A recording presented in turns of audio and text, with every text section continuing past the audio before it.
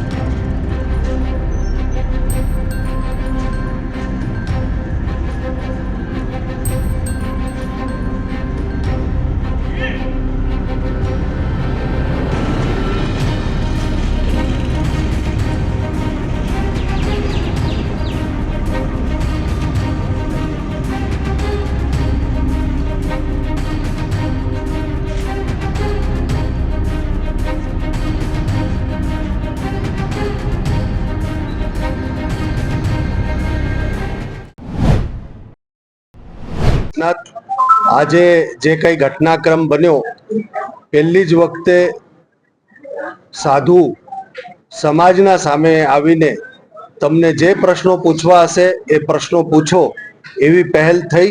જે આવેલ પત્રકાર જગદીશ મહેતા અને બાકી બધાએ કીધું કે વાત સાચી છે, આ પહેલી જ વખત થયું છે.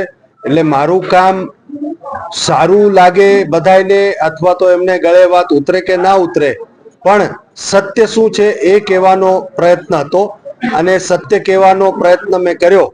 અને મેં જ્યારે જ્યારે પણ વાત કરી છે, સાંભળેલી વાતો નથી કરી, કોઈએ કીધેલી વાતો નથી કરી. જ્યારે જ્યારે પણ વાત કરેલી છે એ કાગળો સાથે, તથ્યો સાથે, પુરાવા સાથે કરી છે. મેં પ્રસ્તાવના બાંધતી વખતે એવું કીધેલું કે ઘણા દુરાચાર, અત્યાચાર અને એવા થયા છે. મારા માતા પિતા કદાચ સાંભળતા હશે તો એ ટીવી બંધ કરે, કેમ કે એ મેં કર્યા છે એવું ક્યારેય નથી કીધું. એવું સમાજમાં ઘણું થઈ રહ્યું છે, જેના મને વિડીયો બતાવવા હતા, કાગળો બતાવવા હતા, ફોટો બતાવવા હતા, પણ જે પ્રમાણે અહીંના ઘટનાક્રમ ચાલતા રહ્યા એના લીધે એ બતાવવાનો સમય ન રહ્યો. એ લોકોને જવાનું હતું, પણ અંતે એમણે એમ કીધું કે તમે જો કાગળ પુરાવાને બધું આપશો તો અમે છાપશું, અમે કહેશું. એટલે જ આજે જુનાગઢની મીડિયા જે બધું સત્ય જાણતી હતી, તમે જોયું કે જે બારે ન્યૂઝરૂમમાં બેસીને બોલતા હતા એ લોકો બારેથી બોલતા હતા, જે સાંભળેલું બોલતા હતા. પણ જુનાગઢની મીડિયા અહીંયા રોજ જોવે છે, રોજ સાંભળે છે, જાણે છે. એટલે જુનાગઢ મીડિયાને કંઈ જ વાંધો નહોતો, પણ બહારની મીડિયાને વાંધો હતો. એટલે મને એમ લાગે છે કે સત્ય પૂરું જવું જોઈએ. એટલે જે ગિરીશ કોટેચાની વાત હતી, એને એમ કીધું હતું કે એક પણ કાગળ જો તમે એવું લાવીને બતાવો તો હું જાહેર જીવન છોડી દઈશ. અને એને ક્રિમિનલ એક્ટ કર્યો એવો શબ્દ વાપર્યો હતો. એટલે મને કેવું પડ્યું હતું, બાકી મને કાંઈ જ વાંધો નહોતો ગિરીશ કોટેચાનો કે કોઈ, કેમ કે મેં ફક્ત એવું ગિરનારની સફાઈનો અભિયાન છેડવાનો પ્રણ લીધો હતો. મેં જુનાગઢમાં ક્યારેય કોઈ રસ એવો લીધો નહોતો. રાજકારણની વાત કરું છું હું, રાજકારણમાં ચોક્કસ હું રહ્યો છું, પણ જુનાગઢના રાજકારણમાં મને પડવું નહોતું. પણ ગિરીશ કોટેચાએ રાજકારણી બનીને વાત નહોતી કરી. એણે એવું કીધું શાંત થાવ, શાંત થાવ, મહેશગીરી ક્રિમિનલ એક્ટ કરે છે ને આવું બધું વાત કરી. એટલે મને બોલવું પડ્યું. એટલે આને પોતે એમ કીધું કે એક પણ કાગળ એવું લઈ આવો કે કૌભાંડ કર્યા છે.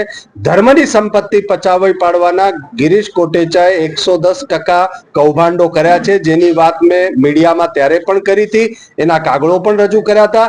અને અત્યારે પત્રકારોને એના કાગળો વોટ્સઅપના માધ્યમથી મોકલાવી રહ્યો છું. ઓરિજિનલ કાગળ મારા પાસે છે. એક પછી એક મુદ્દા ઉપર વાત કરું છું. ગણેશદાસ બાપુ પણ મારી સાથે બેઠા છે. હવે પેલા વાત કરીએ વ્યાસ ભુવનની. હવે વ્યાસ ભુવનની વાત જ્યારે કરીએ આપણે, તો વ્યાસ ભુવનમાં કુલ અત્યાર સુધી 22 ફેરફાર થયા છે. ફેરફાર રિપોર્ટમાં એમાં ચોખ્ખું બંધારણમાં લખેલું છે કે ઓછામાં ઓછા 5 ટ્રસ્ટીઓ હોય ત્યારે જ એ ટ્રસ્ટીઓ કોઈ ફેરફાર કરી શકે છે, જેનું નિયમ પાલન કરવામાં નથી આવ્યું. ગિરીશ કોટેચાએ 13/6/2017 અરજી કરી હતી પોતાના માટે કે મને આ વ્યાસ ભુવનમાં ટ્રસ્ટી બનાવવામાં આવે. ને કેવી રીતના કરી, પોતે જ ઠરાવ કર્યા, એક બે ત્રણ જણા લોકો મળીને ના ઠરાવ કરવામાં આવ્યા. ઠરાવ એના જો એક પછી એક તમને કાગળ બતાવું તો આ એનો ફેરફાર રિપોર્ટ છે. ફેરફાર રિપોર્ટમાં એનું નામ તમે ચોખ્ખું જોઈ શકો છો, એ ને એમનો દીકરો, બરાબર. અને બીજા કોઈ ટ્રસ્ટી નથી, એક જ ખાલી બ્રાહ્મણ રાખ્યો છે ને એ એમનો વહીવટીયો બ્રાહ્મણ. હવે મજાની વાત, ઘણી વાતો એવી સાંભળવા મળે કે એને નોકરીની લાલચ આપી હતી કે કોર્પોરેશનમાં એને નોકરી આપી દેશે. એ મળી ન મળી એ પછીની વાત છે, પણ એ લાલચમાં એ આખું વ્યાસ ભુવન કેવી રીતના કૌભાંડનું ઘર બન્યું અને બ્રાહ્મણ સમાજની સંપત્તિને હડપવાનો પહેલો પ્રયત્ન થયો, ના બીજો પ્રયત્ન, પહેલો પ્રયત્ન તો ભવનાથ હડપવાનો હતો. એના કાગળો પણ હું રજૂ કરવાનો જ છું. આજે ફક્ત વ્યાસ ભુવન અને મયારામ આશ્રમની વાતો આપણે કરશું. તો પેલો ફેરફાર રિપોર્ટ. હવે ફેરફાર રિપોર્ટમાં ગિરીશ કોટેચા નામ છે, પાર્થ કોટેચા એમના દીકરાનું નામ છે. હવે મજાની વાત, જો આ ફેરફાર રિપોર્ટના ચેરિટી કમિશનર સમક્ષ જે હુકમ કરવામાં આવ્યો ચેરિટી કમિશનરમાંથી, એ છે એનું પોતાનું એફિડેવિટ છે ગિરીશ કોટેચાનું. આ બધા કાગળો તો તમને મળશે, સર્ટિફિકેટ અને મરણ થઈ ગયા ને એ બધા. હવે ગિરીશ કોટેચાએ 13/6/17 માં અરજી કરી, 22/6/2017 માં એ મંજૂર થઈ ગઈ. મજાની વાત જોવો કે 13/6 ને 22/6 એટલે કેટલા દિવસ થયા? ખાલી 7-8 દિવસમાં મંજૂર થઈ ગઈ. અહીંયા ભૂતનાથમાં અમને 3-4 મહિના લાગી ગયા. પોતે એમએલએ કીધું 6 મહિના એમને લાગે ને 6 વર્ષ તો પબ્લિકને લાગે. 6-8 દિવસમાં એમનું મંજૂર થઈ ગયું, નામય ચડી ગયું, ફેરફાર પણ થઈ ગયો. એક જ ટ્રસ્ટી હોય તો એ બીજા ટ્રસ્ટી ના નિમી શકે. જો ટ્રસ્ટમાં એક જ ટ્રસ્ટી વધી ગયો હોય તો બીજા ટ્રસ્ટી ના નિમી શકે. પહેલા ચેરિટી કમિશનરમાં જઈને પરવાનગી લેવી પડે. પરમિશન લીધા પછી એ ટ્રસ્ટમાં ચેરિટી કમિશનર મદદ કરે અને પછી ટ્રસ્ટી નિમી શકાય. એ પરમિશન લેવામાં નતા, એવી કાંઈ નથી કર્યું. એક ટ્રસ્ટીએ પોતે ઠરાવ કરી લીધો, ગિરીશ કોટેચાએ એમાં સહી કરી લીધી અને પોતે ટ્રસ્ટી બની ગયા. એટલે કૌભાંડ નંબર 1 એમાં થઈ ગયું. એજન્ડા, પાછું એજન્ડા જ્યારે નક્કી થયો તો પેલા ટ્રસ્ટમાં એજન્ડા નક્કી થાય ને પછી ઠરાવ થાય. એજન્ડામાં પણ કોઈ વાત એવી કરવામાં નતા આવી. ખાલી એમના દીકરાએ એ પોતે એમણે લોકોએ સહી કરાવીને મંજૂર કરી લીધું. મેઇન ટ્રસ્ટી એજન્ડામાં, મેઇન ટ્રસ્ટી જે છે એની એજન્ડામાં સહી જ નથી. આ જો તમે અહીંયા એમાં તમને સહી દેખાશે જ નહીં. તો આ કાગળો તમને બધા આપી જ રહ્યો છું. એ કાગળોમાં તમે ચોખ્ખું જોઈ શકશો કે એમાં ટ્રસ્ટીની, મેઇન ટ્રસ્ટીની તો સહી જ નથી. તો આ મંજૂર કેવી રીતના કરી લીધું? પહેલી વાત તો બહુ સમજવાની વાત છે કે મેઇન એજન્ડામાં સહી નથી. તો આ કાગળોમાં એ પણ કાગળ તમે તમારા પેલામાં જોઈ લેજો, તમને બધા કાગળ આપવામાં આવશે. તો આવી રીતના આ થયો. હવે બીજો ખોટા ઠરાવથી આ ફેરફાર થયો 28/1/2021 માં શંભુ પ્રસાદ દેસાઈના અવસાન બાદ ગીતાબેન ગિરીશ કોટેચા 15/2/2021 ના દિવસે ઓર્ડર થયો, રજૂ કર્યો ગિરીશભાઈએ. બેનની ઠરાવ અને એજન્ડામાં સહી જ નથી. મજાની વાત જોવો તમે કે બેનને ખબર જ નથી કે ટ્રસ્ટી બની ગયા છે. કેમ કે જો ટ્રસ્ટી બને તો એની પોતાની તો સહી અને ઠરાવમાં હોય, એ એમની સહી જ નથી, એ કાગળમાં છે. એટલે એમને તો ખબર જ ના હોય કે ઘરમાં જ બધું કરી લીધું, ઘરમાં જ બધા ભેગા થયા ને ઘરમાં જ બધું નક્કી કરી લીધું. આ પેલો કૌભાંડ વ્યાસ ભુવનનો જે તમારા સામે લાવ્યો. એટલે એ હવે તમે નક્કી કરો એના માટે શું શબ્દો વાપરવા. મારું કામ છે સત્ય બારે લાવવું. અને અસ્તેભાઈ કે લાલાભાઈ છે, આ બધા જ કાગળોના ઝેરોક્સ કરીને તમે આમને આપો, અથવા તો આ કાગળ છે ક્યાં ગયા? અસ્તેભાઈ, લાલાભાઈ ક્યાં છે? હે, આ કાગળોના ફોટા પાડીને બધાને મળીને બન્યા છો ટ્રસ્ટી. આ યોગ્ય નથી ને જેના પ્રમાણ તમે જો કે 7 દિવસ પહેલા વાંધા અરજી છે, તેમ છતાંય એનો ઓર્ડર થયો. તો આ ભ્રષ્ટાચારની માજા મુકાઈ રહી છે અને આનાથી ધર્મને ખૂબ મોટું નુકસાન થઈ રહ્યું છે. હું ફરી વખત કહું છું કે આવી રીતના જો થશે તો જુનાગઢ, ગિરનાર અને આ બધું સાહેબ વેચાઈ જશે અને આ ધુતારાઓ, લૂંટારાઓ બધું ખાઈ જશે. એના પહેલા જનતાને કહું છું, મીડિયાને કહું છું કે આવો, હું પહેલ કરી રહ્યો છું, હું સફાઈ કરવા માંગુ છું ગિરનારમાં. હું ઈચ્છું છું કે કોઈ પણ બેન દીકરી જાય તો એ સાધુને પગે લાગતી વખતે એને વિચાર ન કરવો પડે. ત્યાં ટૂન થઈને દારૂ પીને પડેલા હોય છે. મને આજે ઘણો બધો વિડીયો બધું બતાવતું કે ત્યાં મુજરા ચાલે છે સાહેબ, જગ્યાના અંદર રાવટી શિવરાત્રીમાં મુજરા ચાલે છે. હવે પાછી પ્રેસ કરીશ ત્યારે એ બધું બતાવીશ, વિડીયો સાથે બતાવીશ કે કેવી રીતના ચાલે છે. મને આવો ગિરનાર નથી જોતો સાહેબ, મને મારો ગિરનાર પાછો જોઈએ છે. હું ભગવા પહેરું ના પહેરું એનાથી કોઈ ફરક પડવાનો નથી સમાજને, મને નથી પડવાનો. સમાજ કહેશે તો હું પાછા પેલા કપડા પહેરી લઈશ, પણ સફાઈ કરવા માટે જે જરૂર છે એ કરીશ. મને મારા સમાજે નક્કી કર્યું એટલે હું આવ્યો. એ લોકો એમ કે છે કે તમે ફાવે ત્યારે પહેરો, ફાવે નહીં. મને ફાવે ત્યારે નહીં, મને પાછો લાવવામાં આવ્યો કેમ કે આ બધું સંભાળવાનું હતું. એટલે એ બહુ મોટો નિર્ણય હતો કે દિલ્હી છોડીને મને આવવું હતું. તો આવા ઘણા બધા કારણો છે. ઘણી બધી વાતો હજી અધૂરી રહી ગઈ છે, મેં પૂરી કરવા માટે એમને એમ પણ કીધું અમદાવાદ કહેશો તો અમદાવાદ પણ આવીશ, બધે કરીશ, પણ આ વાત પૂરી કરશું. આરોપ લગાવો, સાંભળેલી વાતો તમે કરો છો, બધી વાત કોઈ એમ કે આમ કર્યું તેમ કર્યું, પણ પુરાવા સાથે વાત થશે તો એ યોગ્ય ગણાશે. પુરાવા સાથે નહીં થાય તો રાગ દ્વેષ, અને કેમ કે મેં સફાઈ અભિયાન શરૂ કર્યું છે એટલે મારા ઉપર અત્યારે 100 કેમેરા લાગેલા છે સાહેબ, 100 કેમેરા. અત્યારે હું શ્વાસ લઉં, કઈ લઉં તો પણ મને બધા જોવે છે શું કરે છે નહીં. તો મને ખબર છે કે હું શું બોલી રહ્યો છું, કેમ કરી રહ્યો છું, શું ચાલી રહ્યું છે અને શું મને કરવાનું છે. સત્ય અને ધર્મના માટે હું ઊભો થઈને આગળ વધ્યો છું, તો આગળ વધીશ. કદાચ આખું વિશ્વ વિરોધમાં વયો જશે, મને વાંધો નથી. સત્ય અને ધર્મને હું નહીં છોડું. જય ગિરનારી. તમને કોઈ પ્રશ્ન હશે તો પૂછી લો. હવે મયારામ આશ્રમમાં આવીએ. મયારામ આશ્રમમાં ઘણા કાગળો છે જેનાથી વાત કરશું, પણ મેઇન મુદ્દો એ છે કે મયારામ આશ્રમમાં બિશ્નોઈ સમાજના ભગીરથદાસ બાપુ, જે આખો બિશ્નોઈ સમાજ એમના પગમાં બેસે છે, એમને એમ કહેવામાં આવ્યું તમે વૃદ્ધ થયા છો ને તમારા ચેલાઓમાંથી કોઈ ચેલાને અમે ટ્રસ્ટી બનાવશું. એમ કરીને એમનું ત્યાગપત્ર લીધું, ચેલાઓના આધાર કાર્ડ વગેરે લીધા, અને આધાર કાર્ડ લીધા ને ઘરમાં એ હરસુખભાઈ ત્રિવેદી કરીને એડવોકેટ છે, એ બધાએ પહેલ કરીને એમને જાણ પણ નથી કરવામાં આવી, અને આમને જાણ કર્યા વગર અપમાન કરવામાં આવ્યું ભગીરથદાસજીનું. એમને જાણ નથી કરી, કઈ નથી ને એમની જગ્યાએ ગિરીશ કોટેચાને બનાવી દીધા. બીજું કૌભાંડ, ધાર્મિક જગ્યા પચાવી પાડવાનું. હવે એમાં ટ્રસ્ટી તો બની ગયા. મજાની વાત સાંભળો કે ચેરિટી કમિશનર જે નાયર હતા અહીંયા, જેમ રચિત રાજે કર્યું એવું જ કૃત્ય આ ભાઈએ કર્યું. કોણે? નાયર ચેરિટી કમિશનરે, જે આઈએએસ ઓફિસર છે. વાંધા અરજી આવી. હવે વાંધા અરજીની તારીખ તમે અહીંયા વાંચી શકો છો, 3/12/2024. વાંધા અરજી આવી ક્યારે? 3/12/2024.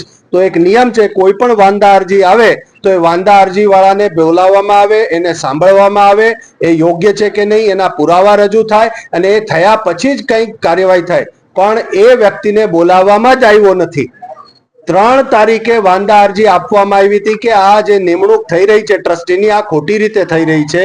અને તમે જુઓ 3 તારીખે જ્યારે વાંધા અરજી આપી તો આ ચેરિટી કમિશનર નાયર જે છે એને હુકમ કરી નાખ્યો 10/12/2024.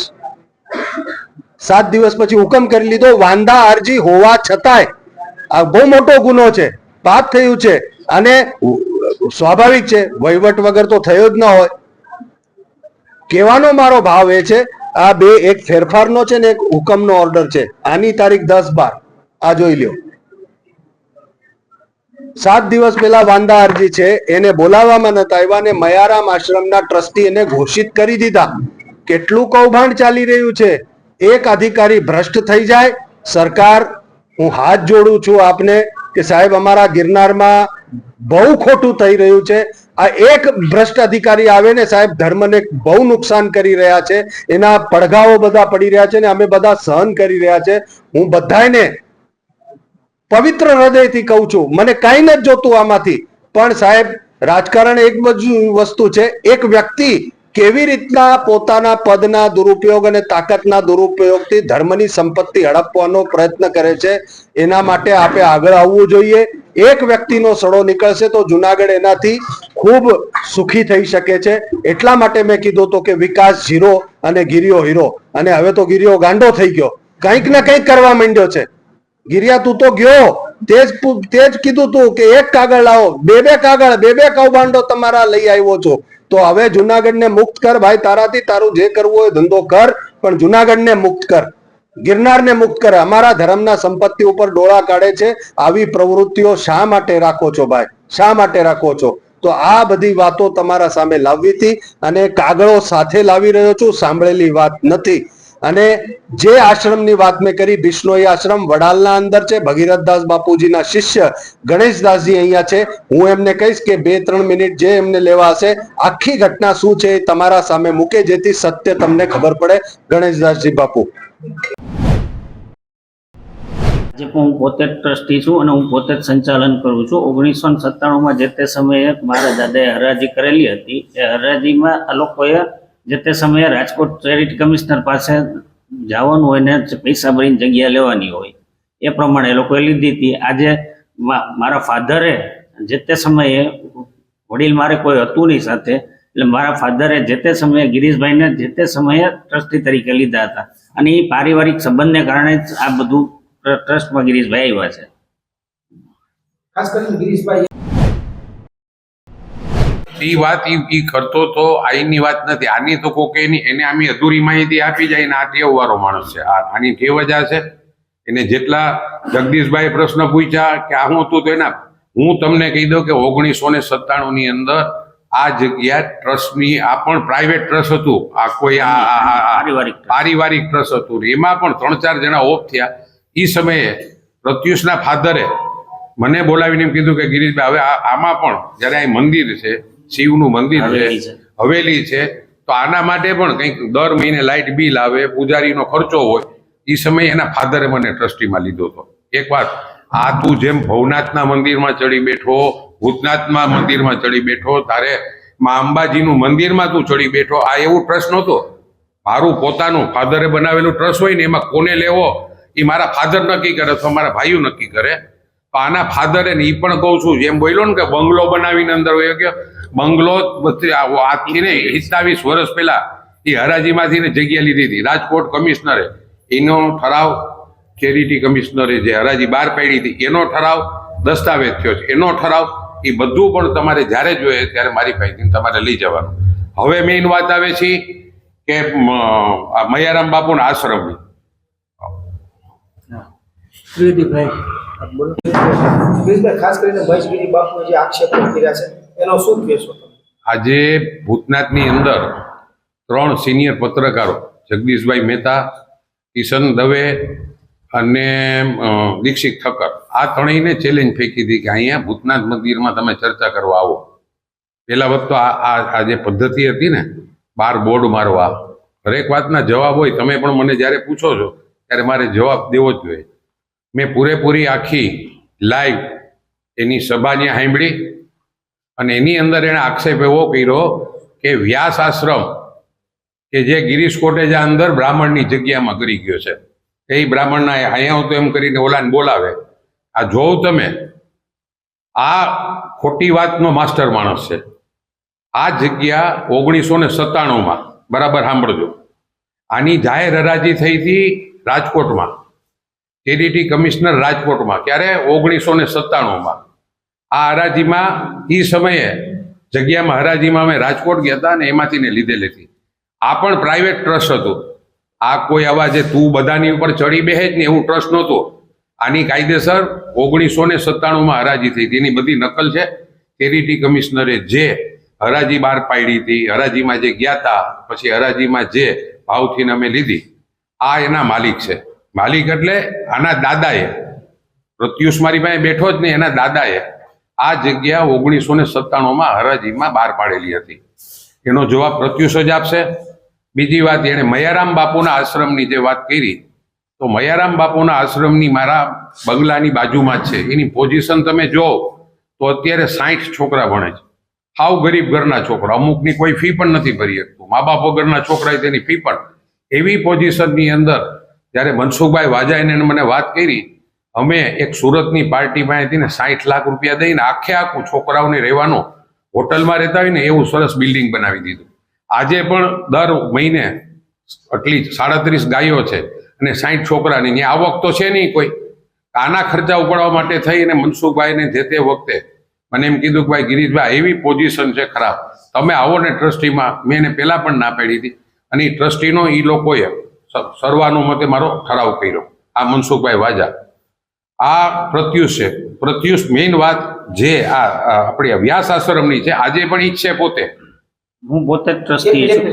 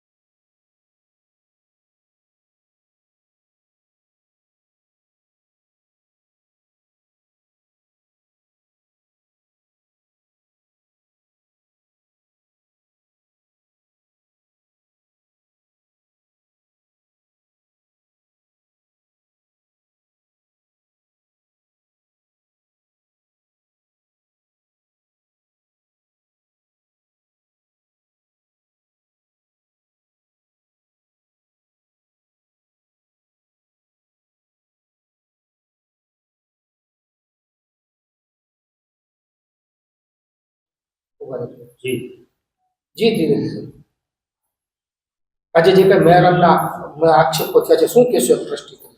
હું હસમુખભાઈ પી ત્રિવેદી મહેરામદી આશ્રમમાં છેલ્લા 15 વર્ષથી ટ્રસ્ટી છું અને લગભગ 20 વર્ષથી ત્યાં સેવાકીય પ્રવૃત્તિ એકાઉન્ટ લખવું અને વહીવટી પ્રક્રિયા કરવી એ હું કામગીરી બજાવું છું અને નિયમિત છેલ્લા ઘણા વર્ષોથી જાઉં છું. મારી હાજરી સતત હોય જ છે દરેક કામકાજ ઉપર, એકાઉન્ટ મેટર, બાંધકામમાં, દરેકમાં.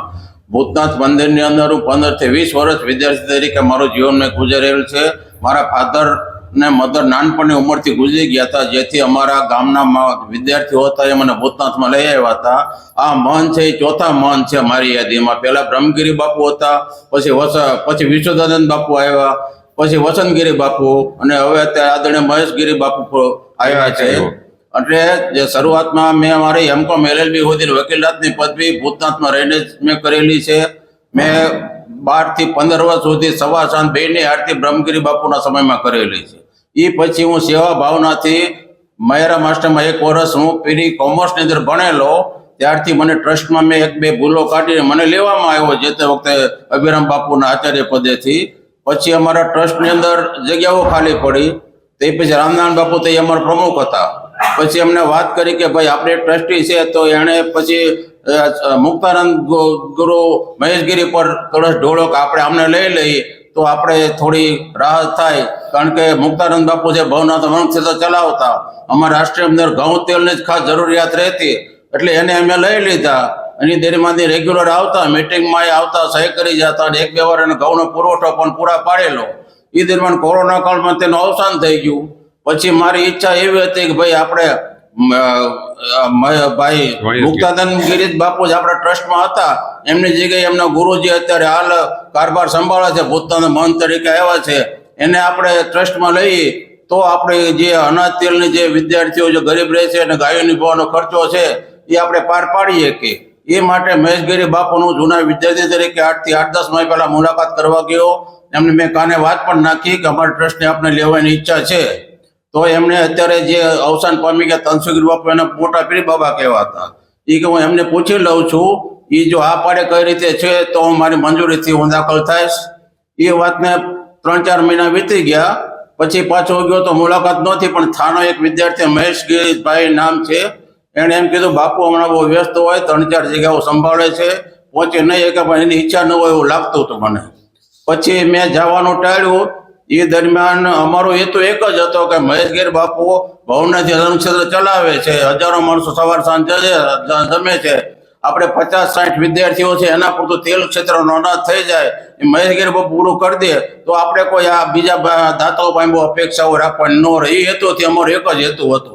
પણ એમને પછી તનસુગીરી બાપુનું અવસાન થયું ત્યારે અમે એકબીજા ભેગા થયા બધા સંસ્થાઓવાળા, અને મેં દંડવત કરીને પગે લાગ્યું તો કે તમે મને કાલ મળવા આવજો ભૂતનાથમાં, મારો નંબર છે ને તમારી પાસે. મેં કીધું હા.